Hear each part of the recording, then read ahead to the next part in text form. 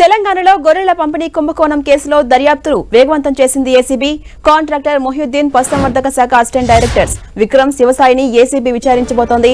120 యూనిట్ల గొర్రెలను తమ దగ్గర కాంట్రాక్టర్ మొహియుద్దీన్ కొనుగోలు చేసినట్టు ఏపీకి చెందిన రైతులు చెబుతున్నారు. వాటికి సంబంధించిన 2,10,00,000 రూపాయలను తమకు చెల్లించకుండా ఆయన బినామీ ఖాతాలోకి మొహియుద్దీన్ మళ్లించినట్టుగా ఏసీబీ తేల్చింది. అందుకు పశుసంవర్ధక శాఖ అసిస్టెంట్ డైరెక్టర్లు విక్రమ్, శివసాయి సహకరించినట్టుగా చెబుతున్నారు. మాజీ మంత్రి తలసాని శ్రీనివాస్ యాదవ్ ఆదేశాల మేరకే పశుసంవర్ధక శాఖ అధికారులు కాంట్రాక్టర్ మొహియుద్దీన్ వద్ద గొర్రెలు కొనుగోలు చేశారని గొర్రెలు అమ్మిన రైతులు ఆరోపిస్తున్నారు. కాగా గొర్రెల పంపిణీ పథకంలో భారీగా అవినీతి జరిగినట్టుగా ఇప్పటికే కాగ్ నివేదిక స్పష్టం చేసింది. ఇక మాజీ మంత్రి తలసాని శ్రీనివాస్ యాదవ్, ఓఎస్డీ కళ్యాణ్ పాత్రపై ఏసీబీ అధికారులు విచారణ చేపడుతున్నారు. ఇదే అంశంపై మరింత సమాచారం మా ప్రతినిధి సునీల్ అందిస్తారు. సునీల్, ఈ కేసుకు సంబంధించి ఏసీబీ అధికారులు ఇప్పటి వరకు ఎలాంటి ఆధారాలను సేకరించారు? డీటెయిల్స్ ఏంటి?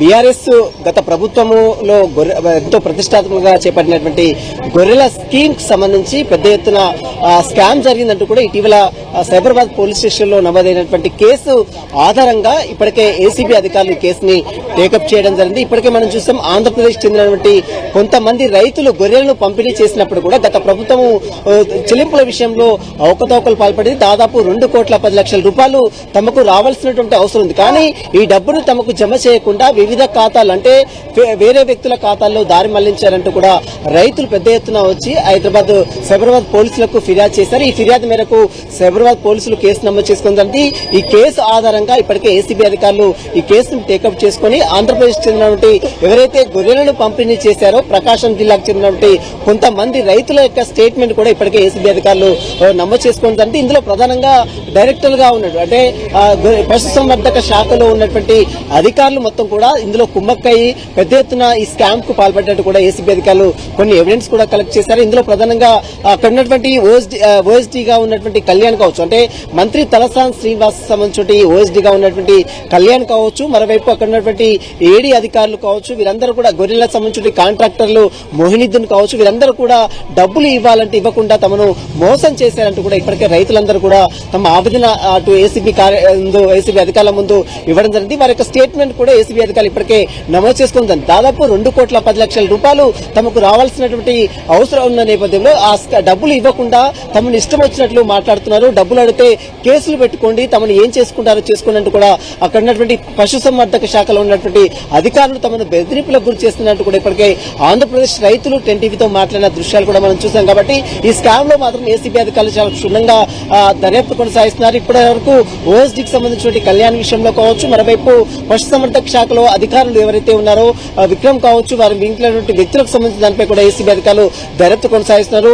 మంత్రి తలసాని శ్రీనివాస ఆదేశాల మేరకే తమ యొక్క గొర్రెలకు సంబంధించిన డబ్బులకు భారీగా అవకతవకలు జరిగినట్లు కూడా కొంత సమాచారం తెలుస్తుంది. కాబట్టి దానికి సంబంధించిన దానిపై కూడా ఏసీబీ అధికారులు చాలా లోతుగా దర్యాప్తు కొనసాగిస్తున్నారు. ఈ స్కామ్ లో మరి మంత్రి తలసాని శ్రీనివాస్ సంబంధించిన మాజీ మంత్రిగా ఉన్నటువంటి తలసాని శ్రీనివాస్ సంబంధించిన స్టేట్మెంట్ కూడా ఏసీబీ అధికారులు నమోదు చేస్తారా, కేవలం అధికారులకు సంబంధించి దానిపై ఎంక్వైరీ చేస్తారా? ఎందుకంటే ఇందులో చాలా వరకు స్కామ్ జరిగింది.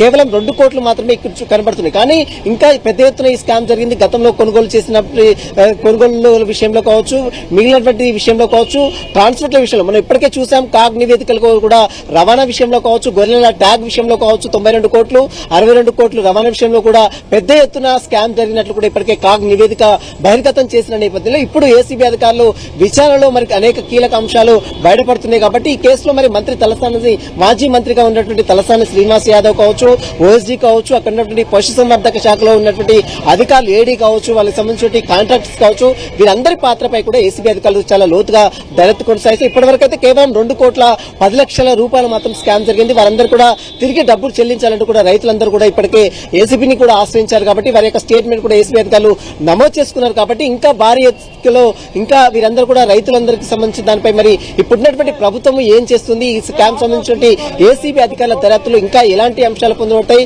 ఇంకా ఎవరెవరిని విచారిస్తారు, ఎవరెవరికి నోటీసులు ఇవ్వబోతున్నారు అనేది కూడా ఎంతో ఆసక్తిగా మారిందని చెప్పవచ్చు. ఝాన్సీ రాణి. Right, thank you Sunil.